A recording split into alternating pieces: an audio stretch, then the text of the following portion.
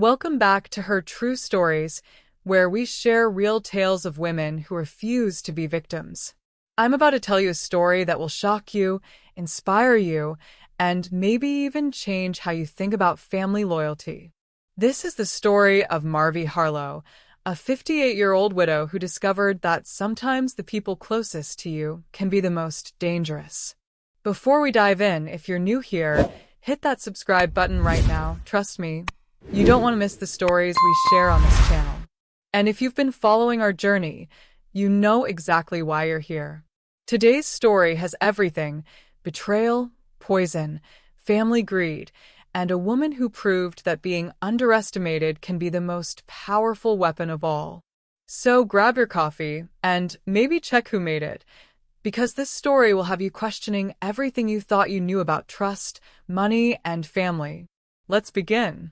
I thought I knew my children, until the day I saw the way they looked at me in that lawyer's office. My name is Marvi Harlow, and I'm 58 years old. Some say I'm beautiful for my age, blessed with silver hair that catches light like spun moonbeams and eyes the color of storm clouds. But beauty means nothing when your own flesh and blood sees you as nothing more than an obstacle to their inheritance. It was a Tuesday morning in early October when everything changed. 3 weeks had passed since losing my husband Robert to a sudden heart attack, and I was still moving through life like a ghost. The law offices of Sterling and Associates smelled like leather and old money, fitting, considering what was about to unfold. "Mrs. Harlow," Mr. Sterling began, adjusting his wire-rimmed glasses. "Your husband was very specific about his final wishes regarding his estate." My son Ethan sat to my left, his wife Vanessa beside him in a designer dress that probably cost more than most people's monthly salary. Across from us, my daughter Claire fidgeted with her purse strap, her artist's fingers stained with paint she'd forgotten to scrub off. The entirety of Robert Harlow's estate, valued at $31 million, is bequeathed to his wife, Marvi Harlow, with full and sole discretionary power over all assets, investments, and properties. The silence that followed felt like the moment before lightning strikes. I watched my children's faces transform in real time. Ethan's jaw tightened, a muscle jumping beneath his skin like a trapped animal. Vanessa's perfectly applied smile faltered for just a heartbeat, but I caught it. Claire's eyes widened before narrowing into something I'd never seen from my gentle artist daughter before: cold calculation. "There must be some mistake," Vanessa said with that honeyed voice she used when she wanted something. "Surely Robert intended for the family to share in his success. We talked about this at Christmas, remember? He mentioned wanting to help Ethan with his business ideas." "There's no mistake," Sterling interrupted firmly. "Mr. Harlow revised his will 6 months ago, after his cardiac episode. He was quite clear that his wife was the only person he trusted to manage such substantial wealth responsibly." I felt a strange mix of vindication and heartbreak. Even facing his own mortality, Robert had protected me. He'd seen something I'd been blind to: the way our children looked at our comfortable life not with gratitude, but with hungry entitlement. The drive home was excruciating. Ethan insisted on following me. "To make sure you're okay, Mom," but I could see him in my rearview mirror, hands gesticulating wildly as he spoke to Vanessa. Her perfectly manicured fingers drummed against the window with visible irritation.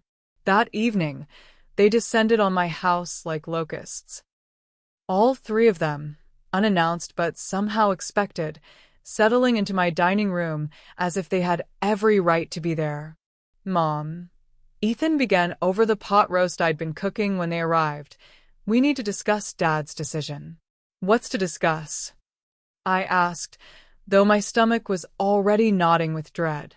"Well, it's just..." Vanessa leaned forward with manufactured concern. $31 million is an enormous responsibility. I mean, at your age, with everything you're dealing with.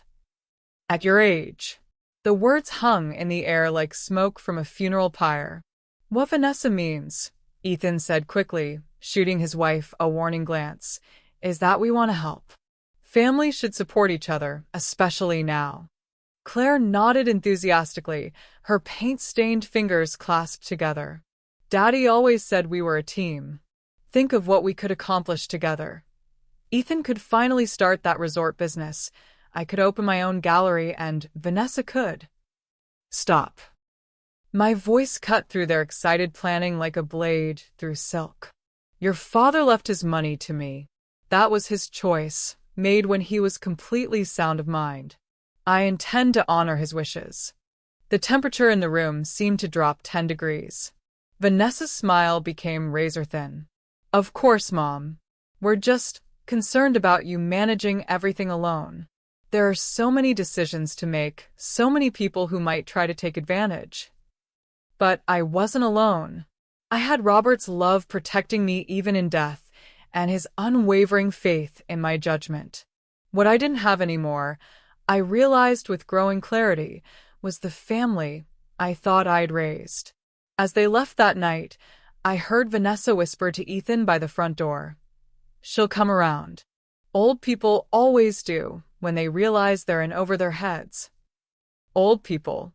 As if 58 was ancient. As if I hadn't successfully run my own boutique for 15 years. As if I hadn't been managing our household finances and investments alongside Robert for 3 decades. I closed the door and leaned against it, my heart hammering. For the first time since Robert's funeral, I felt something besides grief stirring in my chest. Determination. They thought I was weak because I was widowed.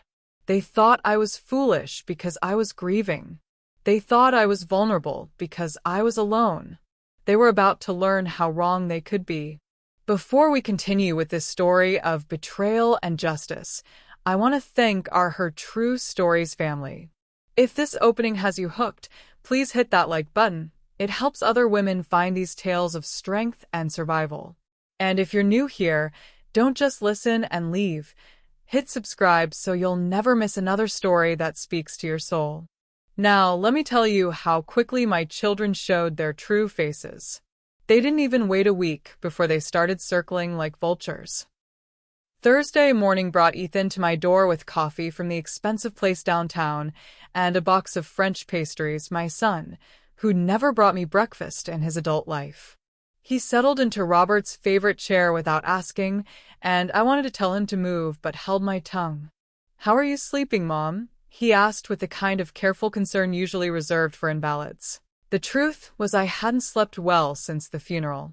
The house felt too big, too quiet, too full of memories that made me ache. You know, Vanessa and I were talking. He set down his coffee cup with studied casualness. Maybe you shouldn't be rattling around in this big house all alone. We have that beautiful guest suite, remember? You could stay with us while you adjust to everything. Adjust. Another carefully chosen word designed to make me feel fragile and dependent. I'm perfectly comfortable here, Ethan. His jaw tightened, the same tell he'd had since childhood when things didn't go his way. Mom, I'm just trying to look out for you. $31 million makes you a target for every scammer and con artist in the city. You might not even recognize if someone was taking advantage of you. The implications stung like a slap. Robert trusted me enough to leave me everything I wanted to say. Why can't you? Instead, I just smiled and changed the subject. Friday brought Vanessa, armed with expensive flower arrangements and a sympathy card that probably cost more than most people's groceries. She flitted around my kitchen like she owned it, rearranging my spice rack and reorganizing my coffee cups with the efficiency of someone who'd been planning this takeover. You know, Marvy, she said, using my first name with false intimacy. Ethan's been so worried about you. And honestly, I am too. This house is so isolated, and if something happened, nothing's going to happen. Of course not. But wouldn't it be nice to have family close by? People who care about you. She paused in her reorganization to fix me with those calculating blue eyes. Ethan has such wonderful business instincts. He could help you invest Robert's money wisely, make sure it grows instead of just sitting there.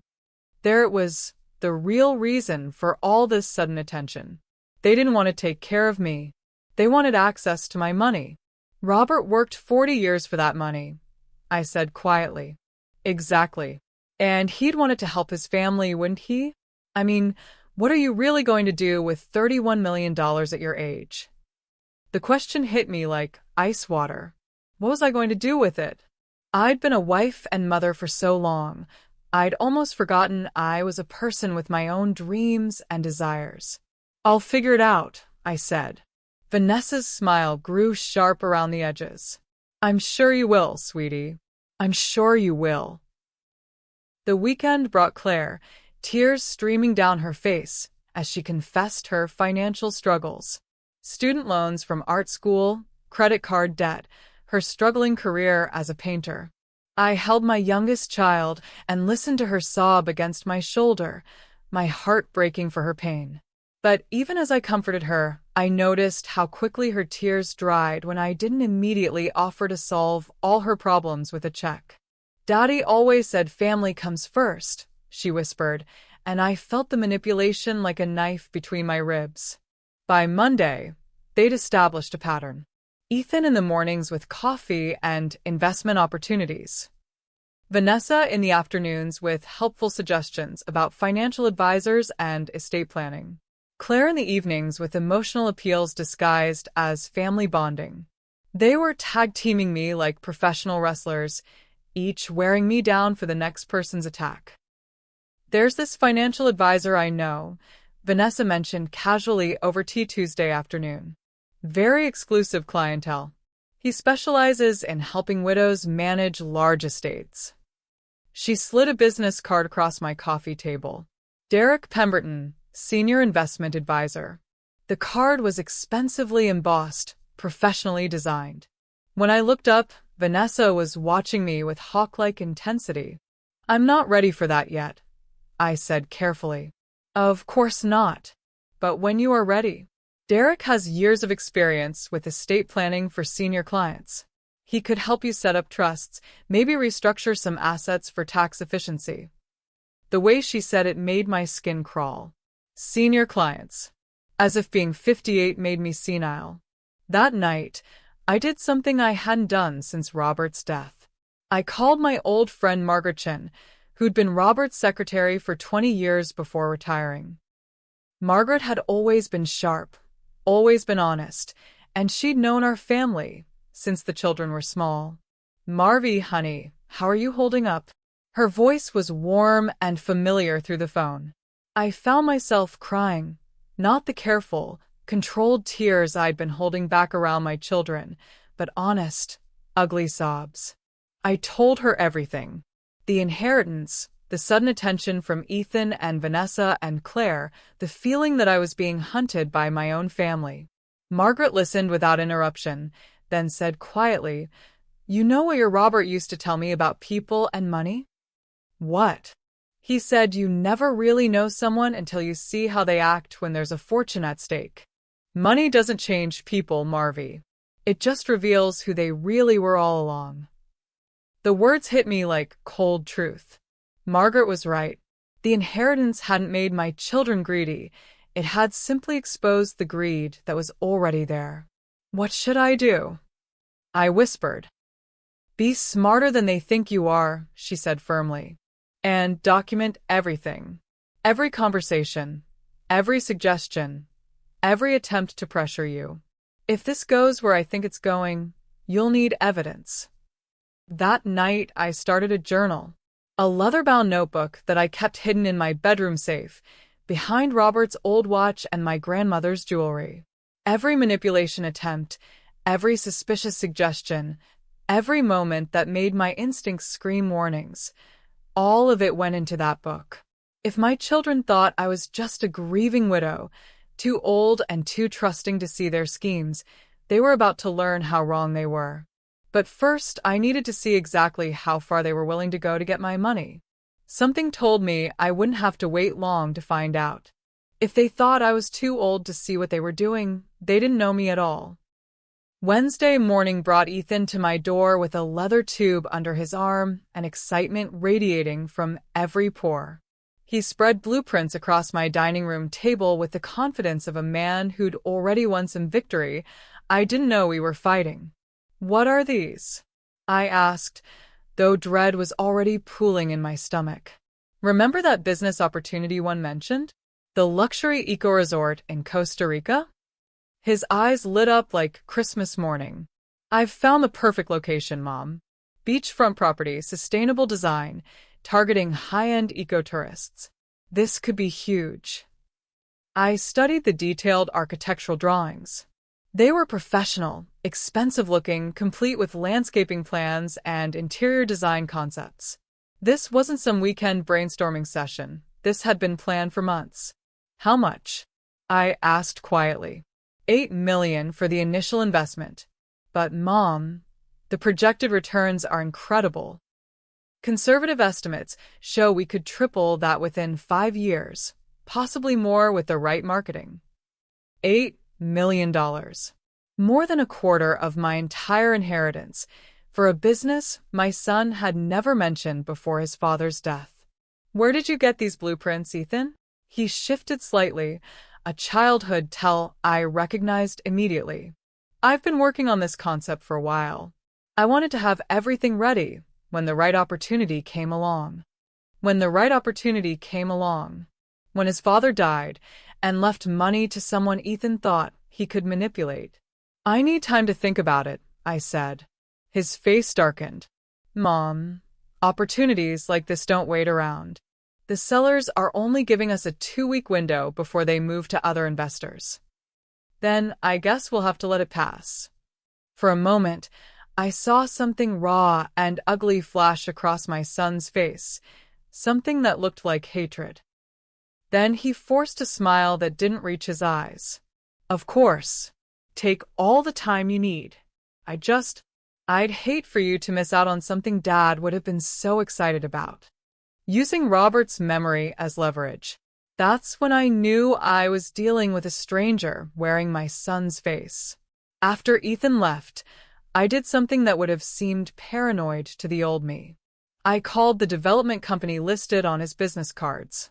The woman who answered spoke perfect English and seemed genuinely confused by my inquiry. "I'm sorry, Senora, but we have no properties available at that price point. Perhaps you have confused us with another company." I described the blueprints, the beachfront location, the timeline Ethan had mentioned. There was a long pause. Yes. "A Mr. Harlow contacted us several months ago about theoretical development opportunities. But Senora, the land he described is protected government reserve. No private development has been permitted there for over 20 years. My hands shook as I hung up the phone. Ethan had been planning this con for months, possibly even before Robert's death. The professional blueprints, the detailed business plan, the artificial urgency, all of it was an elaborate lie designed to steal $8 million from me. I immediately called Margaret Chen. "How did you know to check?" she asked after I'd told her everything. "Because I'm not the fool they think I am," I said, surprised by the steel in my own voice. "And because Robert didn't raise an idiot." "What are you going to do?" "I'm going to see what other surprises they have planned." That afternoon brought Vanessa with her financial advisor, Derek Pemberton, a slick man in an expensive suit who looked like he'd stepped out of a magazine advertisement for white-collar crime. He settled into my living room like he belonged there, drinking my coffee and explaining how I could optimize my legacy through strategic asset management. "Mrs. Harlow," he said with practiced sincerity, "at this stage of life, liquidity and security are paramount. You want your wealth working efficiently while protecting your principal." Everything he suggested involved transferring significant assets to accounts he would personally manage. When I asked about his credentials, he handed me an impressive-looking certificate from an organization I'd never heard of. "My compensation is entirely performance-based," he assured me. "I only profit when you profit." I nodded and smiled and asked all the right questions. Then, after they left, I called Marcus Rodriguez, the financial advisor Robert and I had used for the past 15 years. Derek Pemberton? Marcus repeated after I gave him the name. Never heard of him in professional circles. What's his firm? I read him the information from Derek's business card. Marcus put me on hold, and when he returned, his voice was grim. Marvy, that's not a registered investment firm. The address on his card is a UPS store mailbox. This man has no license to handle investments in our state, or any state for that matter. Another elaborate lie. Another sophisticated con. My children weren't just pressuring me to share my inheritance. They were actively trying to steal it through fraud. That evening, Claire called in tears. Mom, I'm so embarrassed to ask, but my rent is due tomorrow, and I'm $300 short. My latest commission fell through, and could you possibly help me out? Just this once. $300. Such a small amount compared to the millions Ethan and Vanessa were attempting to steal. It would have been so easy to say yes, to transfer the money without thinking twice. But I found myself hesitating. Claire, honey, how much is your rent? $1,800 a month. For what kind of place? It's actually a studio, but it's in the arts district. Very inspiring environment for my work. $1,800 for a studio apartment. More than many families paid for 3-bedroom houses. My daughter was living far beyond her means, probably expecting her father's death to solve her financial irresponsibility. I'll think about it, I said. Think about it? Her voice rose to a pitch I hadn't heard since she was a teenager having a tantrum. Mom, I could be evicted. This is $300. You have $31 million. Then maybe you should consider finding a place you can actually afford. The silence that followed felt arctic. When she spoke again, her voice was cold and flat. I can't believe how selfish you're being. Dad would be ashamed of what you've become. She hung up on me. My baby girl, whom I'd nursed through every childhood illness and supported through every artistic dream, hung up on me because I wouldn't instantly solve her financial problems with my money. I sat in Robert's chair and allowed myself to cry, not for my children, but for the illusions I'd been clinging to about who they really were. Then I opened my journal and documented everything. The fake resort development, the unlicensed financial advisor, Claire's entitled demands, and emotional manipulation when I refused to enable her poor choices. My children thought I was weak, thought I was old, thought I was an easy target for their schemes. They were about to learn that the woman who'd built a successful business from nothing, who'd managed household finances for 3 decades, who'd survived the devastating loss of her beloved husband, was nobody's victim. But first, I needed to see exactly how far they were willing to go. Something in my gut told me I was about to find out. The moment I smelled that coffee, I knew this was no kindness. It was a beautiful Thursday morning, exactly 2 weeks after the will reading. I was in my garden, tending to the roses Robert had planted for our 20th anniversary, when I heard Vanessa's car crunching up my gravel driveway. Her silver BMW gleamed in the morning sun like a predator's smile. She emerged carrying a bakery box and wearing that expression I'd grown to dread. Too bright, too eager, too calculated. Today felt different somehow. There was an energy about her, a nervous excitement that made my instincts scream warnings. Marvy, she called out as if we were the dearest of friends. I brought pastries from that French bakery you love. I thought we could have a proper coffee morning, just the 2 of us. Just the 2 of us. No Ethan to witness whatever she had planned. No Claire to accidentally interfere. Just me and the woman who'd been pressuring me to sign over millions of dollars to her husband. How thoughtful, I said, stripping off my gardening gloves. I'd learned to play along, to let them think their manipulations were working. Inside my kitchen, Vanessa moved with practiced familiarity, opening cabinets and pulling out supplies like she lived here.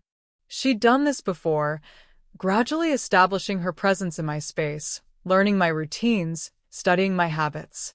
Sit, she insisted, guiding me to my own breakfast nook. Let me take care of everything today. I watched her work with growing unease. Everything was too precise, too rehearsed. She pulled ingredients from her oversized purse, real vanilla extract from Madagascar. She explained, heavy cream in a small container, even a special coffee blend she'd brought just for me. I'm making you something extra special today, she said, working with her back turned. My signature vanilla latte. I've been perfecting the recipe for months. Months. The words sent ice through my veins. How long had she been planning whatever this was? When she turned around, she was holding two identical white mugs, both filled with creamy, aromatic coffee topped with perfect foam hearts. But something in her eyes made my breath catch, anticipation mixed with fear, like someone about to jump off a very high cliff. Here you go, she said, setting one mug directly in front of me. Drink up while it's nice and hot. I lifted the mug toward my lips and caught it, that smell. Sweet but bitter, like almonds but wrong somehow. Faint but unmistakable to someone who'd once worked in a hospital pharmacy. Cyanide. My hands began to shake, but I forced my face to remain calm.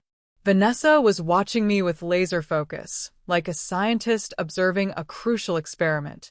She needed me to drink. She was counting on me to drink. Instead, I set the mug down and smiled. This smells absolutely incredible. You know what? Your mother is visiting this week, isn't she? I should call her down to try this too. Patricia loves discovering new flavors. The color drained from Vanessa's face so quickly, I thought she might faint. Oh, no, she's not really a coffee person. Caffeine keeps her up. Nonsense, I said, already reaching for my phone. She was just telling me yesterday how much she misses good coffee since her doctor restricted her diet. This would be perfect for her. Marvy, really, I don't think. But I was already dialing. Patricia? Could you come downstairs, dear? Vanessa's made the most wonderful coffee, and I insist you try some. Within minutes, Patricia appeared in my kitchen, a sweet 70-year-old woman who'd always been kind to me, completely unaware that her daughter had just tried to commit murder. She took the chair beside me, chatting pleasantly about the morning weather. Now, which mug is mine? Patricia asked cheerfully. Before Vanessa could stop me, I reached across and slid my untouched mug toward her mother. This one, dear. Vanessa made it specially. Vanessa's mouth opened in silent horror. She couldn't very well snatch a coffee mug away from her own mother without raising suspicions. I watched her face cycle through panic, desperation, and something that looked like grief. Actually, Mom, Vanessa said quickly, maybe you'd prefer regular coffee? You know how sensitive your stomach is. But Patricia had already lifted the mug to her lips. Oh my, this smells heavenly. Vanilla is my absolute favorite. I kept my eyes locked on Vanessa as Patricia took her first sip, then another, then a longer drink. Delicious, Patricia proclaimed. You've outdone yourself, sweetheart. Vanessa looked like she was about to vomit. She kept checking her watch, fidgeting with her wedding ring, making excuses to step outside for fresh air. But I wasn't about to let her escape. Tell me about this vanilla extract, I said conversationally. Madagascar, you said? How exotic. Where did you find it? It's very special. Very concentrated. Concentrated indeed. Based on my old pharmacy training, I estimated 20 to 30 minutes for the poison to take effect, depending on Patricia's smaller body weight and the dosage Vanessa had calculated for me. 27 minutes later, Patricia began to feel unwell. It started subtly dizziness, then nausea. She excused herself to use the bathroom, and I heard her being violently sick. When she emerged, her face was gray, and she was trembling. I don't feel right, she whispered, gripping the doorframe for support. Vanessa jumped up, all pretend concern. Mom? What's wrong? But I was already dialing 911. I need an ambulance immediately, I said with forced calm. I have a 70-year-old woman showing signs of acute poisoning. The word poisoning hit Vanessa like a physical blow. She stumbled backward, knocking over her chair with a crash. Poisoning, she repeated. That's impossible. She just has the flu, or maybe something she ate. But Patricia was deteriorating rapidly. Her breathing became labored, her pulse weak and rapid. By the time the paramedics arrived, she was barely conscious.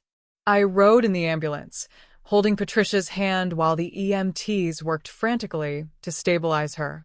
Through the rear window, I could see Vanessa following in her BMW, probably calling Ethan, probably trying to figure out how to spin this disaster. At the hospital, as Patricia was rushed into emergency treatment, I pulled aside the head nurse, a competent-looking woman who reminded me of my old pharmacy supervisor. I believe she was poisoned, I said quietly. You should test for cyanide. The nurse's eyebrows shot up. What makes you think that? The smell in the coffee, sweet almonds, and the fact that her daughter prepared the drink that made her sick. Within hours, blood tests confirmed what I already knew. Patricia had ingested enough cyanide to kill someone twice her size, but rapid medical intervention had saved her life. She would recover, but it would take weeks. As I sat in the hospital waiting room, watching Vanessa pace and make frantic phone calls, I felt something I hadn't experienced since Robert's death. Power. They'd underestimated me completely. They thought I was a naive widow, too trusting to recognize poison, too old to fight back effectively. They thought I wouldn't notice fake business proposals or unlicensed financial advisors or the distinctive smell of cyanide in my coffee. Most importantly, they thought I wouldn't be smart enough to turn their own weapon against them. They were wrong about everything. My daughter-in-law had just tried to murder me for money and instead had poisoned her own mother. Now she would face the consequences of that choice. But this was only the beginning. I was done being the victim in the story. From now on, I was writing the ending. If you're shocked as I was in that moment, please let me know in the comments below. The audacity of trying to poison your own mother-in-law for money, it's beyond comprehension. If you're new to Her True Stories, this is exactly the kind of content we bring you every week. Real women facing unthinkable betrayals and fighting back. Hit that subscribe button and ring the notification bell because trust me, Marvy's story is just getting started. Now let me tell you what happened when the truth finally came to light. She didn't even have time to ask what was in it. The hospital waiting room felt like a courtroom where I was the only one who knew the verdict. Vanessa paced in her designer heels, each click against the linoleum more frantic than the last. Every few minutes she'd check her phone, sending what I assumed were desperate texts to Ethan about their mother-in-law's rapidly deteriorating condition, about their failed murder attempt. Dr. Richardson emerged from the intensive care unit at exactly 4:15 p.m. I remember the precise time because I'd been watching the clock, counting the minutes since Patricia had taken that first poison sip meant for me. Mrs. Morrison is stable, he announced, and I watched Vanessa's shoulders sag with what might have been relief if I didn't know better. However, I need to discuss some very concerning test results with the family. Vanessa stepped forward on unsteady legs. I'm her daughter. And you are Vanessa Harlow. Dr. Richardson's expression grew grave. Mrs. Harlow, your mother has been poisoned with hydrogen cyanide. This was a deliberate act, not an accident. We're legally required to contact law enforcement. I watched the blood drain from Vanessa's face so quickly I thought she might collapse. Poisoned? That's impossible. She was just drinking coffee. We all had coffee. Yes, that's what Mrs. Harlow here told us. The doctor nodded toward me. She mentioned that you prepared the beverages. I made coffee for both of us. We both had the exact same thing.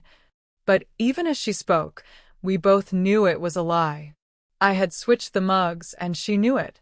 Detective Rosa Martinez arrived 90 minutes later, a sharp-eyed woman in her early 40s who looked like she'd heard every lie in the book twice. She interviewed each of us separately, starting with me. "Mrs. Harlow," she began, settling into the uncomfortable plastic chair, "walk me through this morning's events." I told her everything with careful precision. Vanessa's surprise visit, her insistence on making the coffee herself, the distinctive bitter almond smell, my decision to switch the mugs.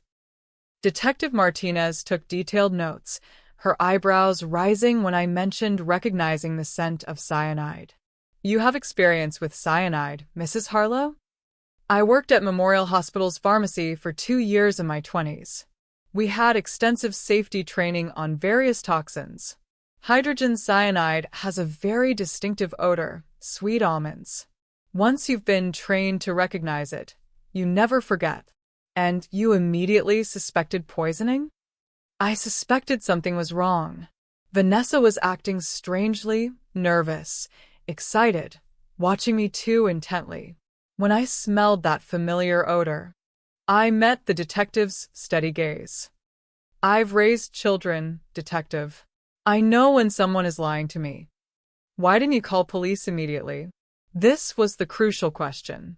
I chose my words carefully.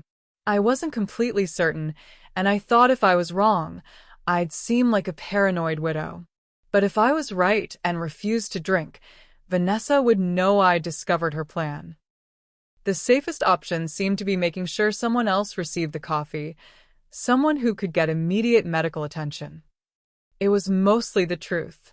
I didn't mention that part of me had wanted definitive proof of what Vanessa was capable of. Detective Martinez made more notes. "Tell me about your relationship with your daughter-in-law and the recent inheritance." That's when I shared everything. The $31 million inheritance, the immediate pressure from all 3 children, the fake business proposals, the fraudulent financial advisor. I showed her photos I'd taken of Ethan's fake blueprints and Derek Pemberton's business card. "You've been documenting their behavior?" "I started keeping records when I realized they weren't going to accept their father's final wishes. I never imagined it would escalate to attempted murder." When Detective Martinez interviewed Vanessa, I couldn't hear the conversation through the conference room's glass walls, but I could read body language.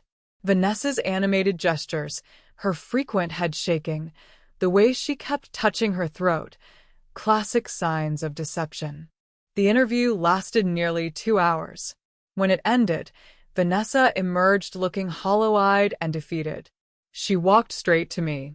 "This is all your fault," she hissed, low enough that only I could hear. "If you'd just been reasonable about the money, none of this would have happened." "You mean if I'd let you steal from me?" I replied quietly. "Or if I'd just died quietly when you poisoned my coffee?" She stepped back as if I'd struck her. "I don't know what you're talking about. The cyanide solution in your purse, Vanessa.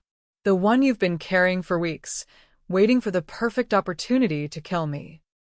I was guessing about the purse, but the look of pure terror that crossed her face confirmed I'd guessed correctly. "You switched the mugs," she whispered. "You knew what I was doing. I'm not the helpless old woman you thought I was." Detective Martinez returned at that moment, approaching Vanessa with handcuffs. "Mrs. Harlow, you're under arrest for attempted murder. You have the right to remain silent." As they led Vanessa away, I felt a complex mixture of emotions. Justice was being served, but at the cost of destroying what remained of my family. Ethan arrived just as the police car was pulling away. He ran toward me, his face a mask of confusion and panic. "Mom, what's happening?" Vanessa called me, but she wasn't making sense. Something about Patricia being poisoned. I looked at my son, this man I'd carried for 9 months, whose first steps I'd celebrated, whose dreams I'd supported, and saw a stranger. Because the son I'd raised wouldn't have married a woman capable of murder. He wouldn't have been part of elaborate schemes to defraud his own mother. Unless he'd known exactly what his wife was capable of all along. "Your wife tried to poison me today, Ethan," I said simply. "Instead, she nearly killed her own mother." The expression that crossed his face wasn't shock or disbelief. It was calculation, the look of someone rapidly figuring out how to minimize damage to himself. "That's impossible," he said, but his voice lacked conviction. "Vanessa would never. There must be some mistake." The police found cyanide in her purse. She confessed to switching it into my coffee. "Patricia is alive only because I gave her the poison cup instead of drinking it myself." Ethan's face went white, not with shock at learning his wife was a would-be murderer, but with the realization that their plan had failed catastrophically. That's when I knew for certain that my son had been complicit in the attempt on my life. "You knew," I said quietly. "You knew what she was planning." "Mom, I swear." "Don't." My voice cut through his protests like steel. "Don't lie to me anymore, Ethan. I'm done pretending I don't see what you really are." He stared at me for a long moment, and I saw something shift in his expression. The mask of the concerned son slipped away, revealing something cold and calculating underneath. "Fine," he said. "You want the truth?" We were desperate. "Do you have any idea what it's like watching you hoard millions of dollars while your own children struggle? While I'm drowning in debt and Claire can barely pay rent. So, you decided to murder me for it. We decided to solve a problem that you created by being selfish and cruel." The words hung between us like a poison gas cloud. My son had just admitted to planning my death, and he was angry at me for surviving it. "Your father was right about you," I said quietly. "He knew exactly what kind of people you'd become if you inherited his money.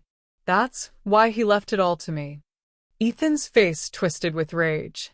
Dad was a controlling bastard who wanted to manipulate us from beyond the grave. "Well, guess what? You're not immortal, Mom. And that money will be ours eventually." The threat was unmistakable. Even with his wife under arrest for attempted murder, Ethan was already planning his next move. I pulled out my phone and showed him that I'd been recording our conversation. "The police will find this very interesting." His face went from red to ashen in seconds. "You can't, that's illegal." "One-party consent state, Ethan. Perfectly legal as long as one person in the conversation knows it's being recorded." I smiled coldly. "I may be 58, but I'm not stupid."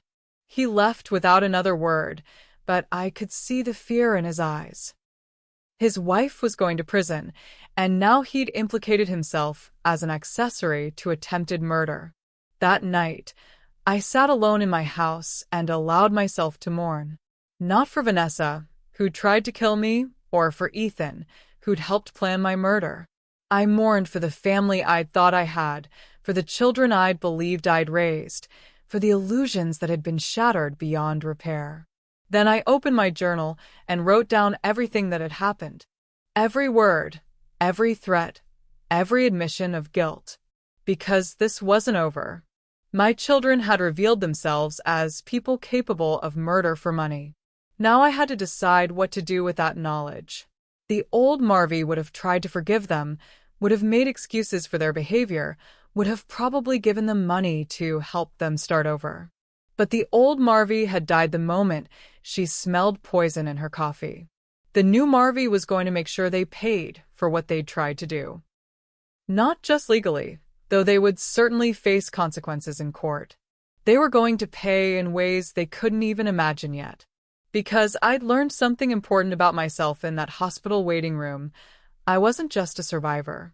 I was someone you didn't want as an enemy. They didn't know it yet, but I already had them by the throat. The phone calls started that evening, barely an hour after Ethan had stormed out of the hospital. First Claire, hysterical and crying about Vanessa's arrest being all over social media. Then extended family members I hadn't spoken to in years, all suddenly concerned about the terrible misunderstanding that had landed poor Vanessa in jail.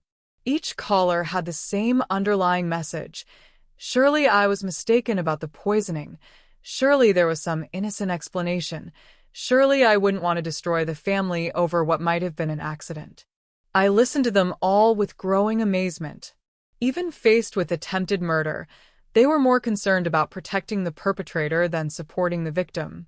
"It's just so hard to believe," my sister-in-law Linda said during her call. "Vanessa always seemed like such a sweet girl. Are you sure you didn't misunderstand what happened?" "Linda, she put cyanide in my coffee. Her mother is in intensive care because she drank poison meant for me."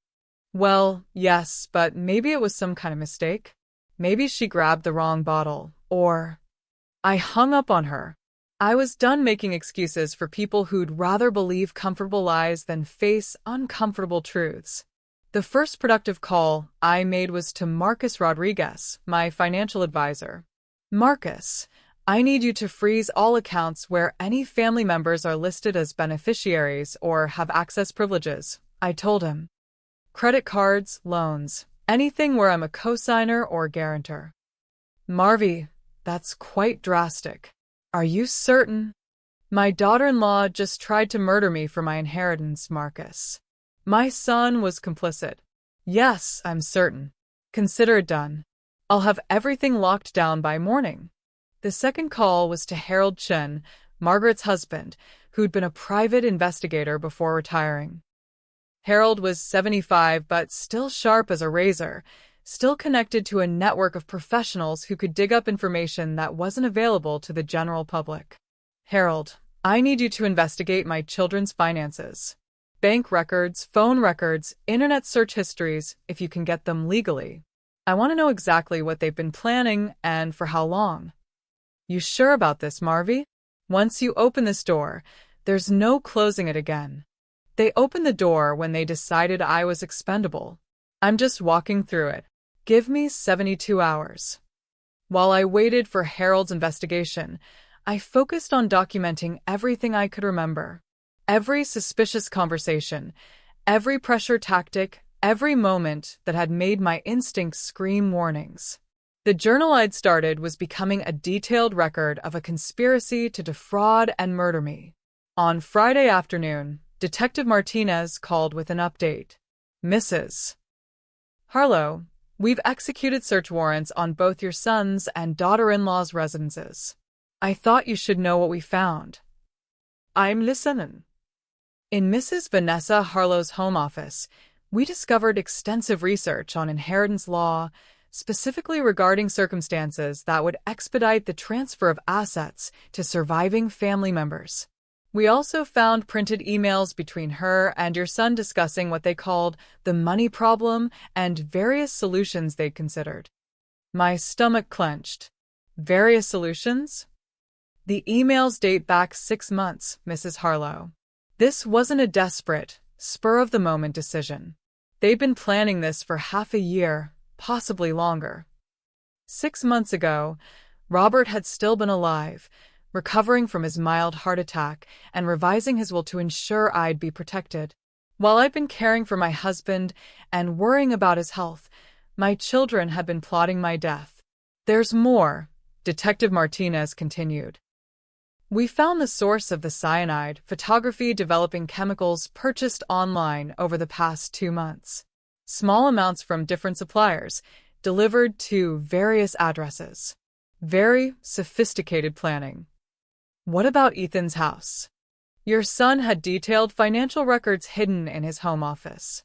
Credit card debt, gambling losses, communications with loan sharks. He owes significant money to some very dangerous people." "How much?" "Conservative estimate? $250,000. Maybe more." I felt like someone had punched me in the stomach. $250,000 in gambling debt.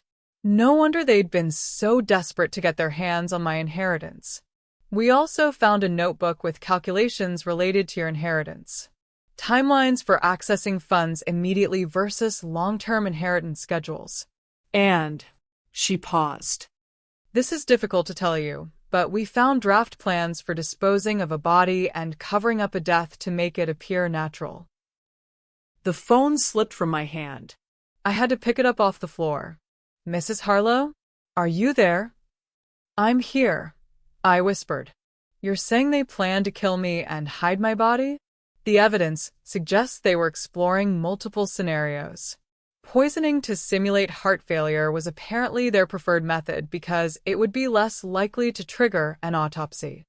I hung up the phone and sat in stunned silence. This wasn't just about money anymore. My children had planned my murder with the same care most people put into planning a vacation. Harold called Saturday morning with his preliminary findings. Marvy, you're not going to like what I found, but you need to hear it. Tell me everything.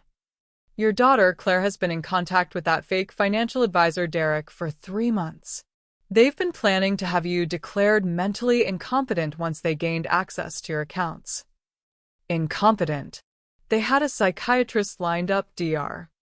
Kevin Walsh, who coincidentally lost his license 2 years ago for filing fraudulent competency evaluations.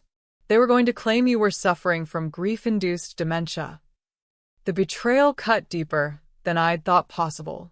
Not only had they wanted to steal from me, they'd planned to destroy my reputation and autonomy in the process. There's more, Harold continued. Your son's gambling debts are actually closer to $400,000. He's been borrowing against future inheritance expectations, promising creditors they'd be paid when you died. He was gambling with my death as collateral. Gets worse. 3 weeks ago, one of his creditors threatened to kill him if he didn't pay up within 30 days. That's when the timeline for your accident became urgent. I felt like I was drowning in revelations of how little my children had valued my life. What about the Costa Rica resort? Complete fabrication. The blueprints were stolen from a legitimate development project in Florida that was canceled 5 years ago. Your son just changed the headers and location details. Every aspect of their plan was a lie built on lies. They'd created an elaborate fantasy designed to separate me from my money, and when that failed, they'd moved to murder. Harold, I need you to compile all of this into a formal report. Police reports, financial records, everything. Already working on it. But Marvy, what are you planning to do with all this information? That was the question I'd been asking myself since Thursday morning. What did you do when your own children tried to murder you? How did you respond to that level of betrayal? The old Marvy would have tried to understand, would have made excuses, would have probably still tried to help them despite everything. But the old Marvy was gone, poison along with that coffee cup I'd refused to drink. I'm going to make sure they never hurt anyone again, I said quietly. Legal consequences aren't enough? Legal consequences are just the beginning, Harold. They wanted my money? They're going to discover exactly what it can buy when it's used against them instead of for them. I wasn't just planning to see them convicted. I was planning to ensure they spent the rest of their lives regretting the day they decided their mother was worth more dead than alive. Because I'd learned something important about myself over the past few days. I wasn't just intelligent and resourceful. When properly motivated, I could be absolutely ruthless. And my children had just given me all the motivation I'd ever need.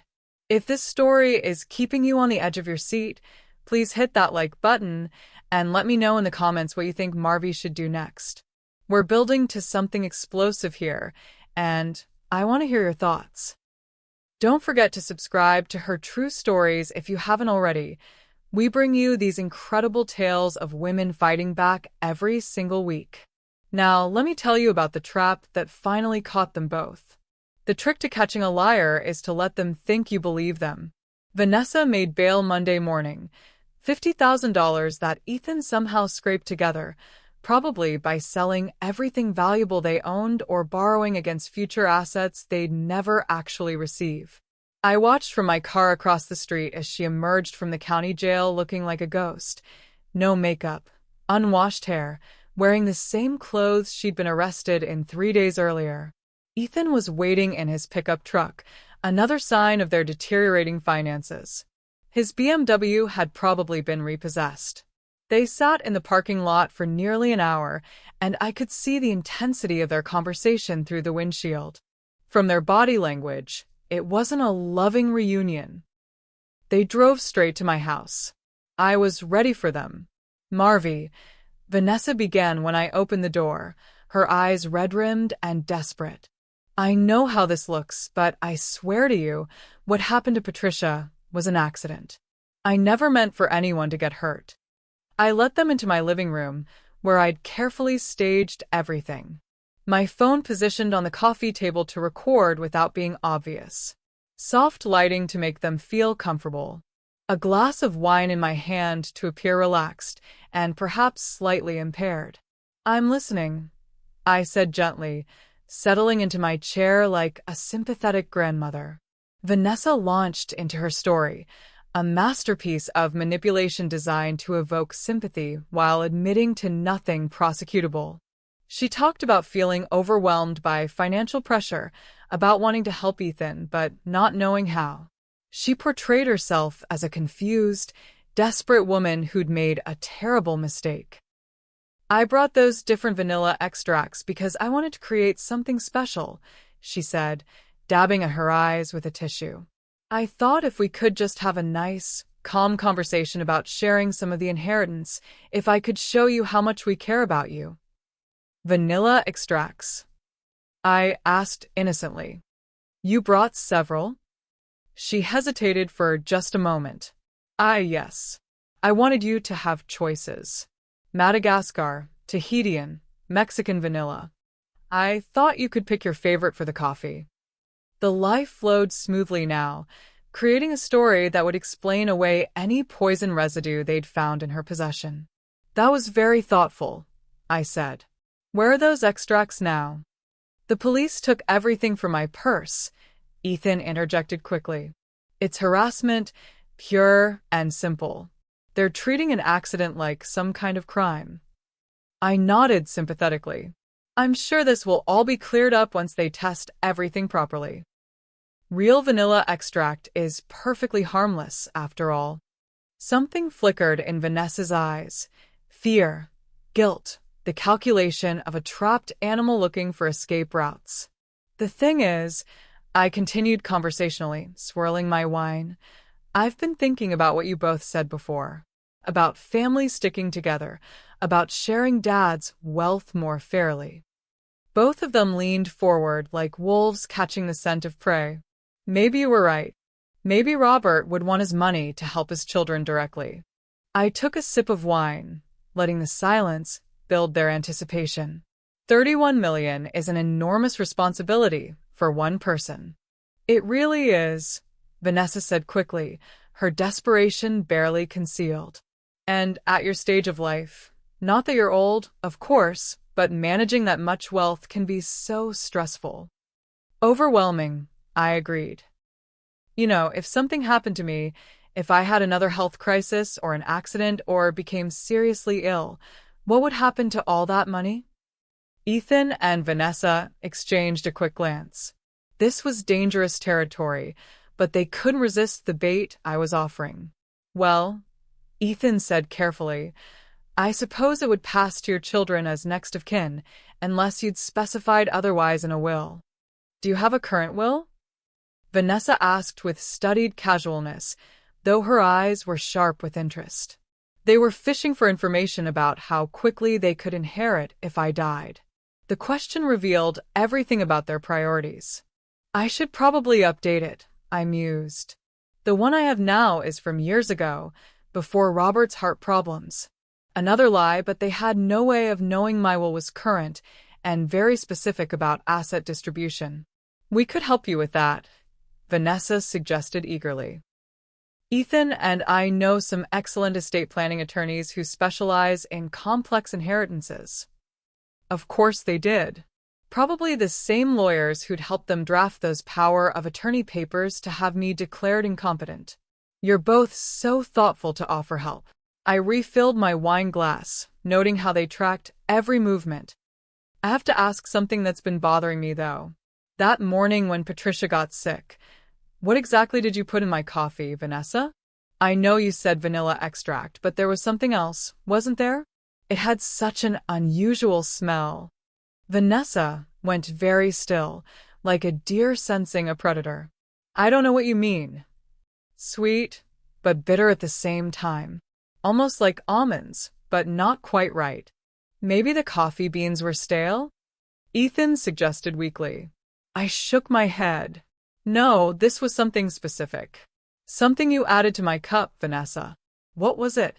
The silence stretched between us, like a wire under tension. Vanessa's hands were shaking now, and she pressed them together to hide the tremor.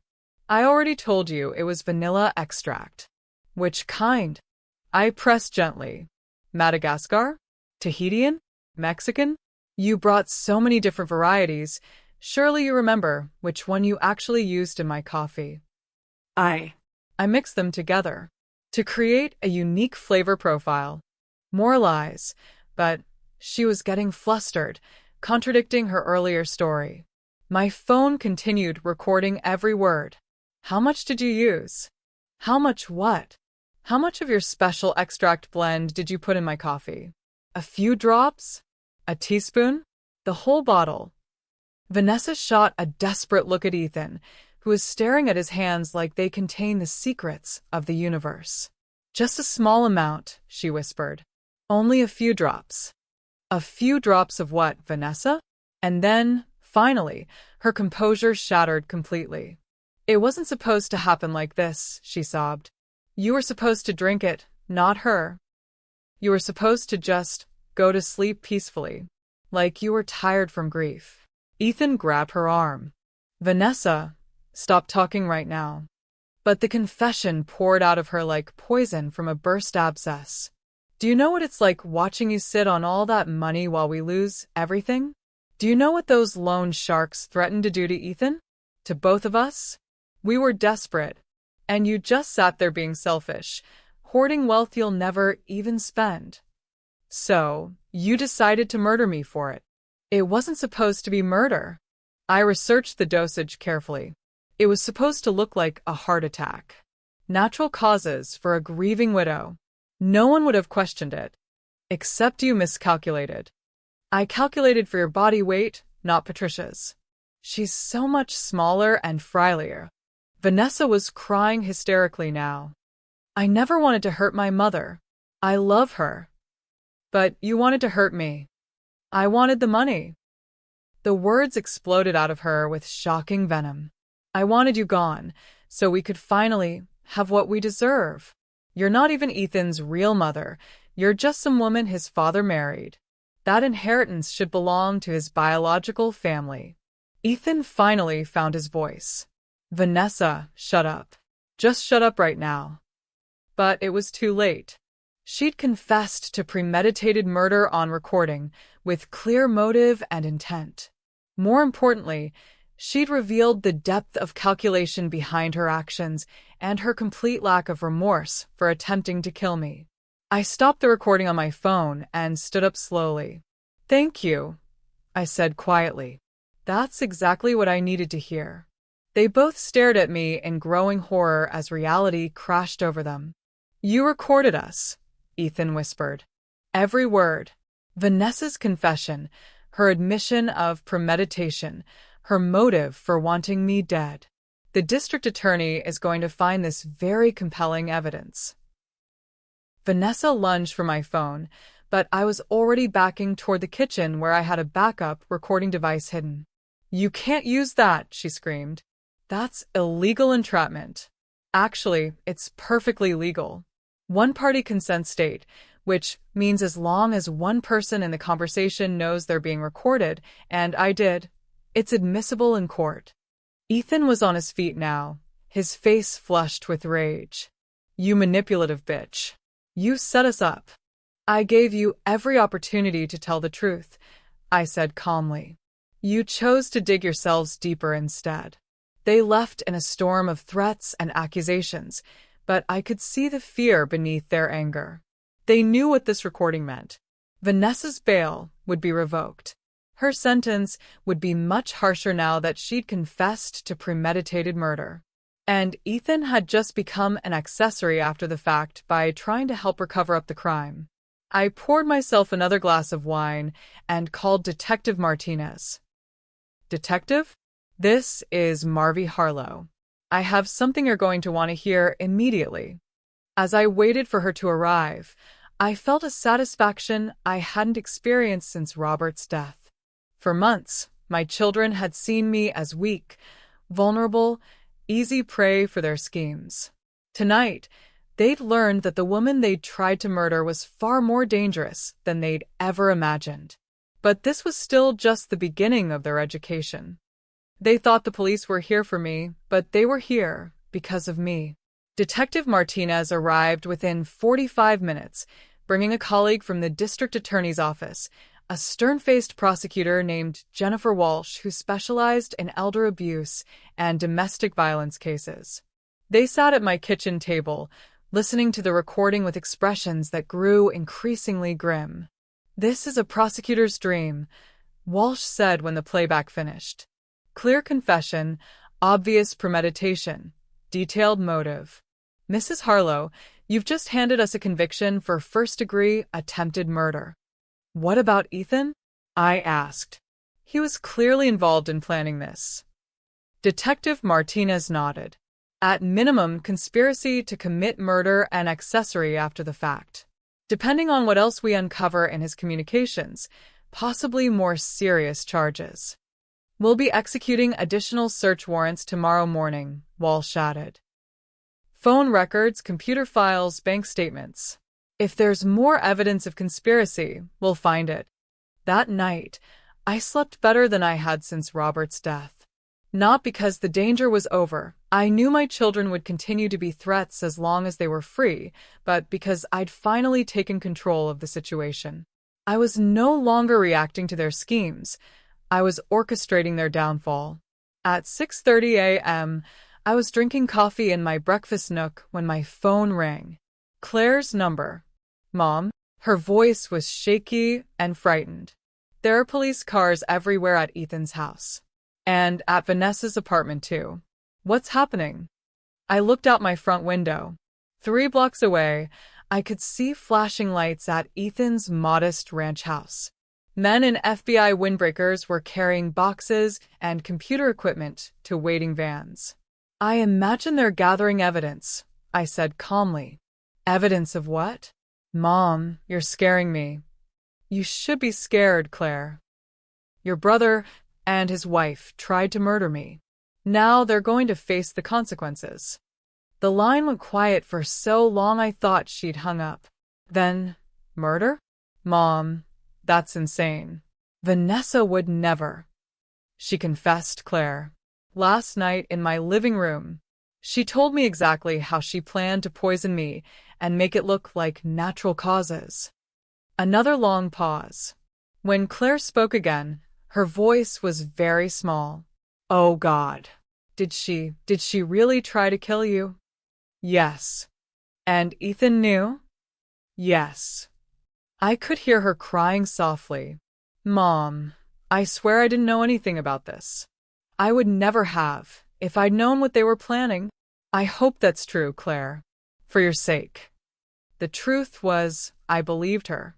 Claire was selfish and entitled, willing to steal from me through legal manipulation, but I didn't think she was capable of murder. She didn't have the cold calculation that Ethan and Vanessa had shown.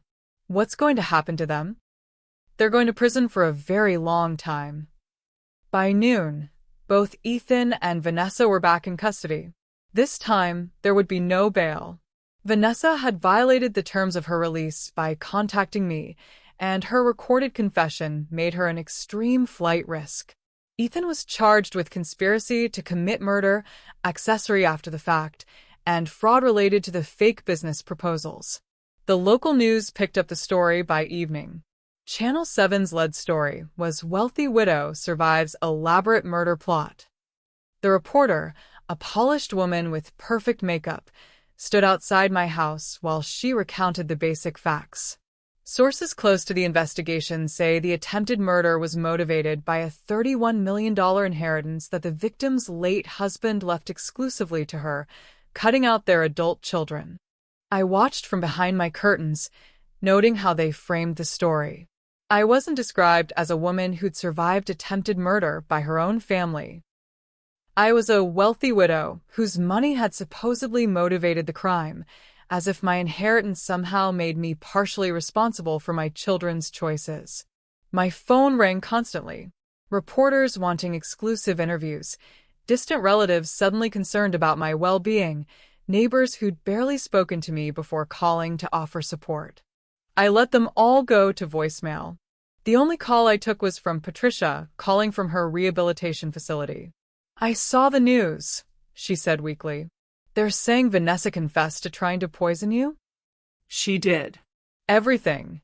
The planning, the research, even the calculations she made for the dosage. Patricia was quiet for a long moment. "I keep wondering what I did wrong as a mother. How did I raise a daughter capable of murder?" "You didn't do anything wrong, Patricia. Evil isn't taught, it's chosen. Vanessa chose money over human life. That's not a reflection of your parenting. Will you testify at the trial?" "Absolutely. I'm going to look her in the eye when they read that guilty verdict." The search warrants yielded even more evidence than Detective Martinez had expected. Hidden in Ethan's home office, investigators found a detailed timeline of my daily routines, noting when I was most likely to be alone and vulnerable. They discovered correspondence with multiple loan sharks, some threatening violence if debts weren't paid immediately. Most damning of all, they found a shared Google document between Ethan and Vanessa titled Project M, their code name for murdering me. The document contained research on undetectable poisons, methods for disposing of bodies, and detailed plans for accessing my bank accounts immediately after my death. The level of premeditation is staggering, Detective Martinez told me during a follow-up interview. They'd been planning your murder for over 6 months, researching every detail. 6 months, I repeated. While I was caring for Robert during his illness, they were planning to kill me for his money. There's more.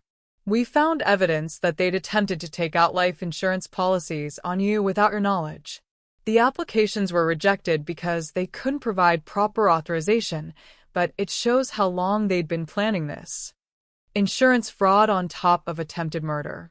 My children had been more than willing to commit multiple felonies to get their hands on my inheritance. The revelation that hurt most came from Vanessa's computer files. Photos of me taken secretly over months.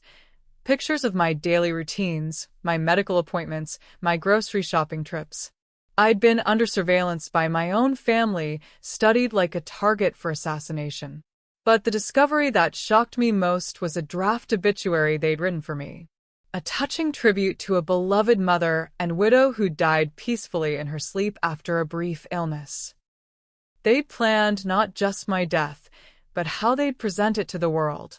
As I read their fake obituary, full of lies about what a wonderful daughter-in-law Vanessa had been, how much they'd all loved me, I felt the last vestiges of grief for my lost family disappear.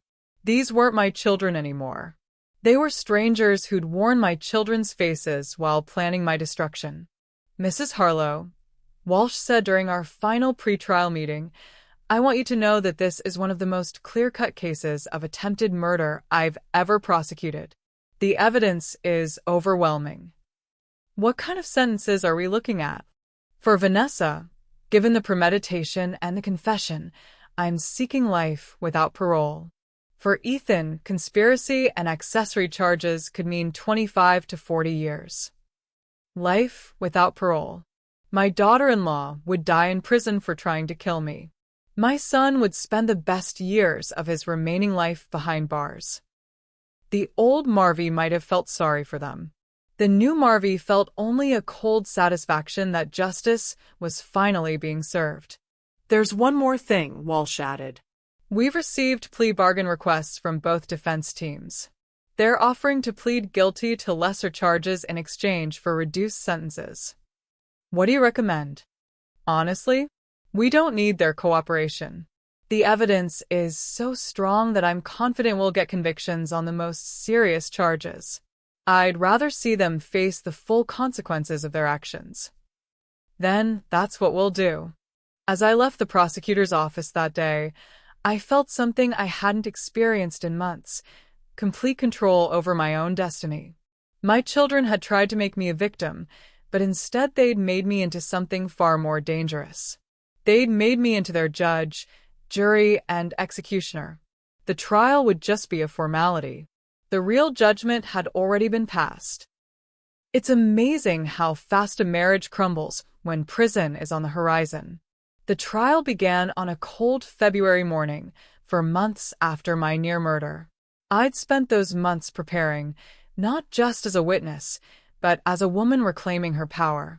I hired a personal stylist, updated my wardrobe with sharp, elegant suits, and had my silver hair cut into a sophisticated style that caught courtroom lights like polished steel. If I was going to face my would-be killers in court, I was going to look magnificent doing it. The prosecution's case was methodical and devastating. Jennifer Walsh presented evidence with surgical precision: the recorded confession, the search warrant discoveries, the forensic analysis of the poisoned coffee. The jury watched in silent horror as she played audio of Ethan and Vanessa discussing my murder like a business transaction. But it was the photos from Vanessa's surveillance of me that made several jurors gasp audibly. Images of me gardening, grocery shopping, visiting the bank, completely unaware I was being stalked by my own family.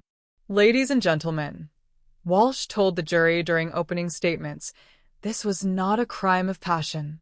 This was not a desperate act by people who lost control. This was a cold, calculated murder conspiracy spanning more than 6 months of planning, surveillance, and preparation. The defendants didn't just want Marvi Harlow's money. They wanted her dead, and they wanted to profit from her murder." The defense tried multiple strategies, all doomed to fail. Vanessa's lawyer attempted to paint her as a victim of Ethan's financial pressure and gambling addiction. Ethan's attorney claimed his client had been manipulated by his wife, that he'd had no real knowledge of her murderous intentions. These strategies might have worked if not for the overwhelming evidence to the contrary. The shared Google document titled Project M. The joint research on undetectable poisons. The coordinated attempts to gain access to my financial accounts. The timeline they'd created together tracking my daily routines. The moment that destroyed both their defenses came on day 4, when the prosecution played jailhouse recordings of Ethan and Vanessa's conversations after their arrest. "If you hadn't switched the fucking cups." Ethan's voice, clear and damning in the silent courtroom. "If you hadn't been so obvious about wanting her money." Vanessa's reply: "She was supposed to drink the whole thing. You said the dosage was perfect." "It was perfect. For her weight. How was I supposed to know the stupid bitch would give it to my mother?" The jury's faces showed pure disgust. These weren't grieving family members caught up in tragic circumstances. These were cold-blooded killers angry that their victim had been too smart to die. When I took the stand, Walsh guided me through my testimony with careful precision. I told the story simply, without dramatic flourishes, letting the facts speak for themselves. The inheritance that had triggered their greed. The months of pressure and manipulation. The fake business proposals designed to steal my money. The moment I recognized the smell of cyanide and made the split-second decision that saved my life. "Mrs. Harlow," Walsh asked, "why did you decide to give your coffee to Patricia Morrison instead of drinking it yourself?" "Because I recognized the smell of cyanide from my hospital pharmacy training. I knew if I refused to drink it, Vanessa would realize I discovered her plan and might try again when I was more vulnerable. Giving the coffee to Patricia ensured there would be witnesses and immediate medical attention available." "Do you regret your decision to switch the coffee cups?" I looked directly at Vanessa as I answered, my voice steady and clear. "I regret that it came to that point. I regret that my son married someone capable of premeditated murder. I regret that my children valued money more than my life. But do I regret saving myself from being murdered by my own family?" No. I don't regret that for 1 second. The defense cross-examination was brutal, but predictable. Vanessa's lawyer tried to paint me as a controlling, manipulative woman who deliberately isolated my children to maintain power over them. Mrs. Harlow, isn't it true that you've always resented your daughter-in-law's influence over your son? No. Isn't it true that you used your wealth to control your children's decisions throughout their adult lives? No. Isn't it true that you deliberately set up the scenario that led to Mrs. Morrison's poisoning? No. I protected myself from attempted murder using the only option available to me at the time. He hammered at me for 3 hours, trying to break my composure, trying to make me seem like the villain. But I'd spent months preparing for this moment, and I answered every question calmly and clearly. Finally, frustrated by my unshakable testimony, he made a critical error. Mrs. Harlow, if you really believed your daughter-in-law was trying to poison you, why didn't you simply call the police instead of playing dangerous games with coffee cups? I looked at him for a long moment, then turned to address the jury directly. Because I'm a 58-year-old widow who'd just lost her husband, and I believed my family loved me. Because when someone you've treated like a daughter hands you a cup of coffee, your first instinct isn't this person is trying to murder me. Because I hoped I was wrong. I paused, letting that sink in. But mostly because I needed proof. I needed evidence that would hold up in court, so that when I accused my son's wife of attempted murder, people would believe me instead of thinking I was a paranoid old woman. The lawyer had no response to that. He'd opened a door that allowed me to explain my actions in the most sympathetic possible terms while highlighting the defendant's betrayal of family trust. Ethan's cross-examination was even more damaging to the defense. His lawyer tried to portray him as a victim of gambling addiction, a man driven to desperation by forces beyond his control. But when they played recordings of his phone calls from jail, conversations where he showed no remorse for attempting to murder his mother, only anger at being caught, that narrative crumbled completely. I should have chosen a different target, he was heard telling another inmate. Someone without family complications. Not, I'm sorry I tried to kill my mother. Not, I regret my actions. Just cold calculation about how to commit murder more efficiently. The most dramatic courtroom moment came when the defense strategies finally turned Ethan and Vanessa against each other. Desperate to save herself, Vanessa's lawyer called Ethan as a hostile witness, attempting to pin the entire murder plot on him. Under oath, with his wife sitting 20 feet away, Ethan painted Vanessa as a manipulative sociopath who'd seduced him into conspiracy. He claimed she'd threatened to leave him if he didn't help her access my money. He testified that she'd been the one to research poisons, plan the details, calculate the lethal dosage. She told me it would look like a natural death, he said, his voice steady and cold. She said no one would ever suspect murder. Vanessa's face was a mask of pure hatred as she listened to her husband systematically destroy her defense to save himself. When her lawyer objected to the testimony, she leaned forward and whispered something that the court reporter couldn't catch, but I could read her lips clearly. Lying bastard. By the time closing arguments began, the only question wasn't guilt or innocence, it was how severe their punishment would be. The jury deliberated for less than 3 hours. Guilty on all counts. Vanessa, first-degree attempted murder, conspiracy, elder abuse, fraud. Sentence: life without possibility of parole. Ethan, conspiracy to commit murder, accessory after the fact, fraud, elder abuse. Sentence: 35 years to life. As the verdicts were read, I watched my son and daughter-in-law receive their fates with different reactions. Vanessa collapsed in her chair, finally understanding that she would die in prison. Ethan remained standing, his jaw tight with the same stubborn defiance he'd shown as a child when caught in wrongdoing. As court officers prepared to lead them away in shackles, Vanessa turned to look at me one final time. Her mouth formed a single word: bitch. I smiled and mouthed back, "Survivor." But Ethan's last look was different. Not hatred or anger, calculation. Even facing decades in prison, he was already planning something. I could see it in his eyes, the same cold intelligence that had helped him plan my murder. That look told me this wasn't over. Prison wouldn't change what Ethan was. It would just give him time to plan his next move. But I was ready for whatever came next.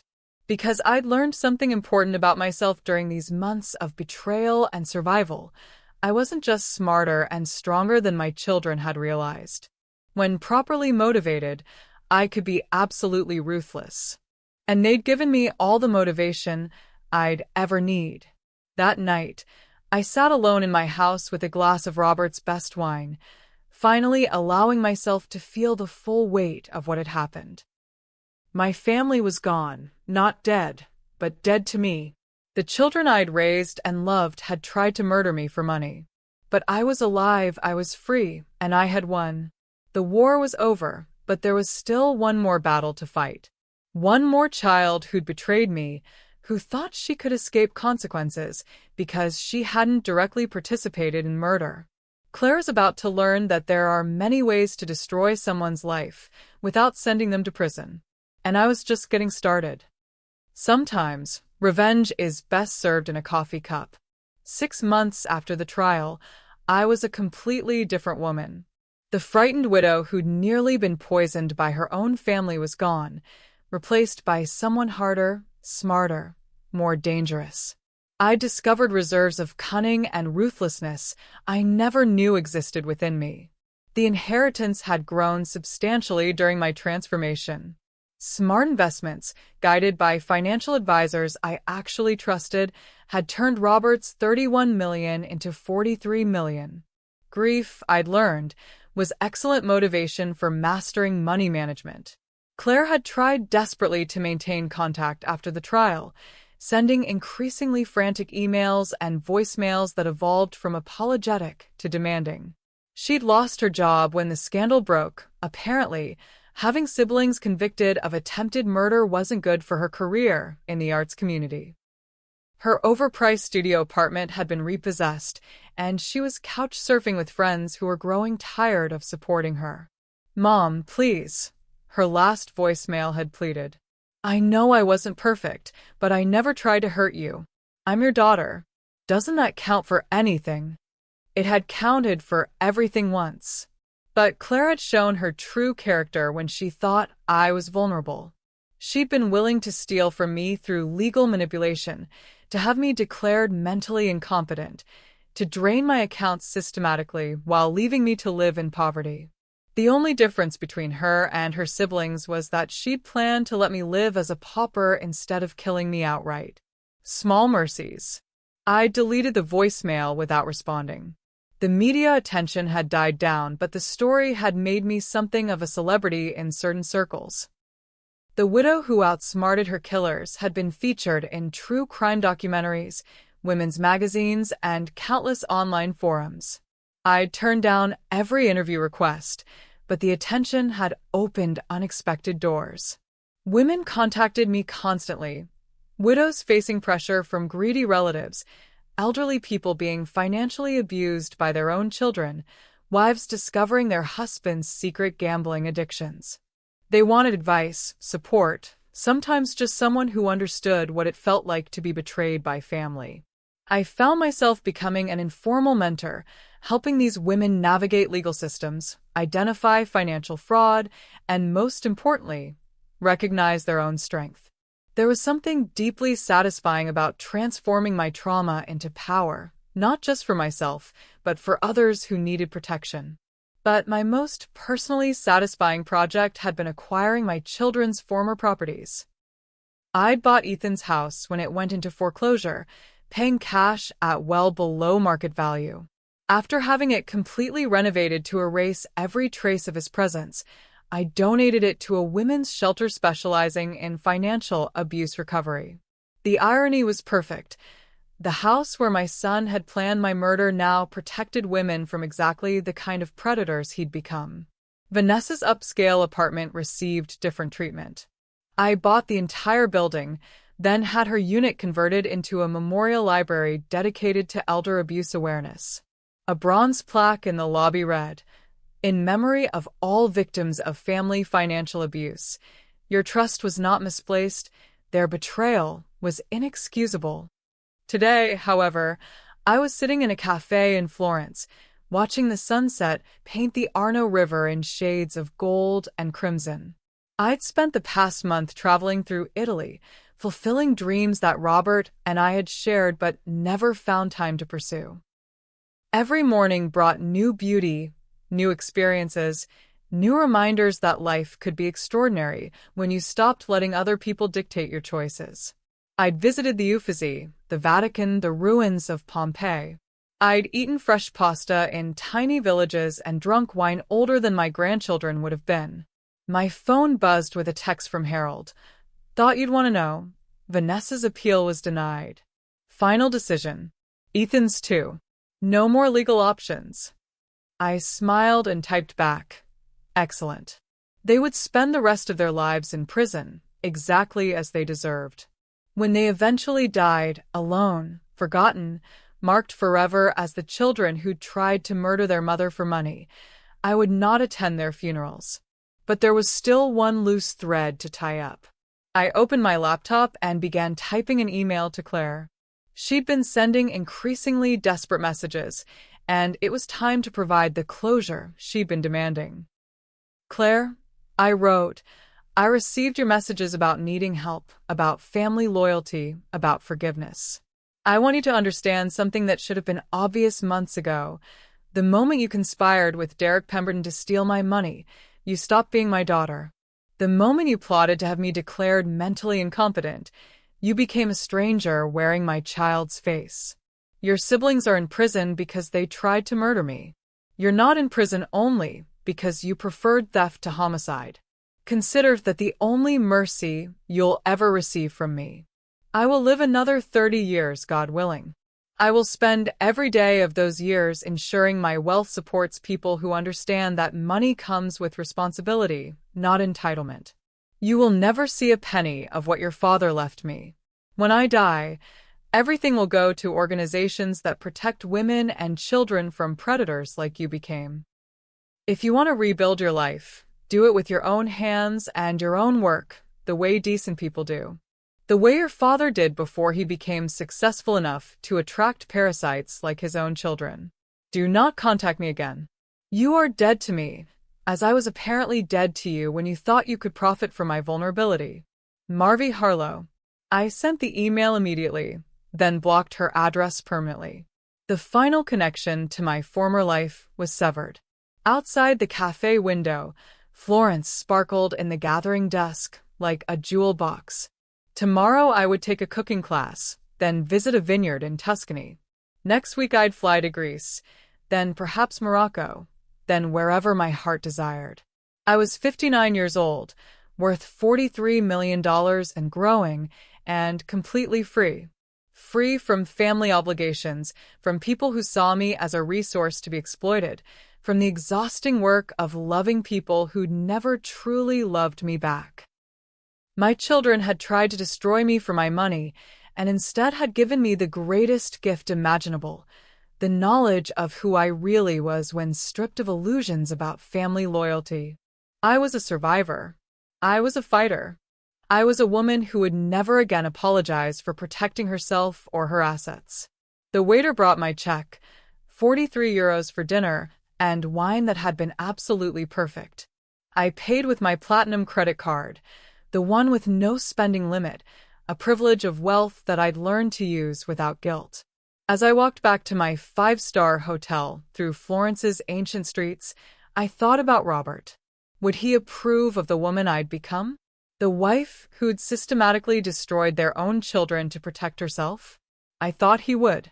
Robert had always admired strength, had always respected people who fought for what was theirs. He'd left me his fortune because he'd trusted my judgment, and my judgment had been proven absolutely correct. Our children were exactly as dangerous and selfish as he'd feared.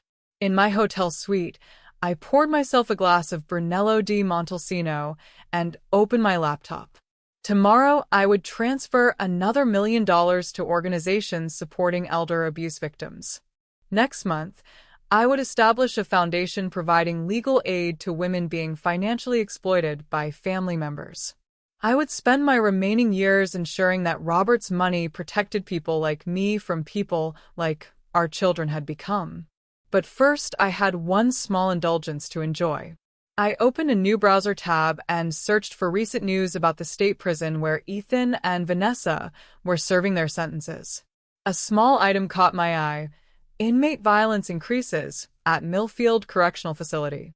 I smiled and took another sip of wine. Prison, I'd learned, was particularly unforgiving to people convicted of trying to murder elderly relatives. My children were discovering that there were predators in every environment, and now they were the prey. The wine was excellent. The view was spectacular. The future was entirely mine. And somewhere in separate cells thousands of miles away, the children who'd tried to poison me were learning that some people are much more dangerous than they appear. I raised my glass to the Florence skyline and whispered, to Robert, who protected me even in death, and to the woman I became when I stopped being afraid of my own power. Revenge, it turned out, was a dish best served at the perfect temperature, not cold, but precisely calibrated to destroy everything it touched while leaving the server completely satisfied. I took another sip and began planning tomorrow's adventures. Life, I discovered, was absolutely delicious when you stopped letting other people poison it. Thank you for staying with me through this incredible journey of betrayal, survival, and ultimate justice. If Marvy's story moved you, please hit that like button and let me know in the comments which moment impacted you most. Stories like this remind us that we're stronger than we think, smarter than others assume, and capable of protecting ourselves even when our own family becomes the enemy. This is Her True Stories, where we share tales of women who refuse to be victims. If you haven't subscribed yet, please do, and hit that notification bell so you never miss a story of strength, survival, and sometimes perfectly calculated justice. Remember, you are more powerful than you know, and you deserve to be treated with respect and love. Never let anyone, family or otherwise, convince you that you're worth less than the protection and dignity you deserve. Until next time, stay strong, stay smart, and never underestimate the power of a woman who's done being underestimated.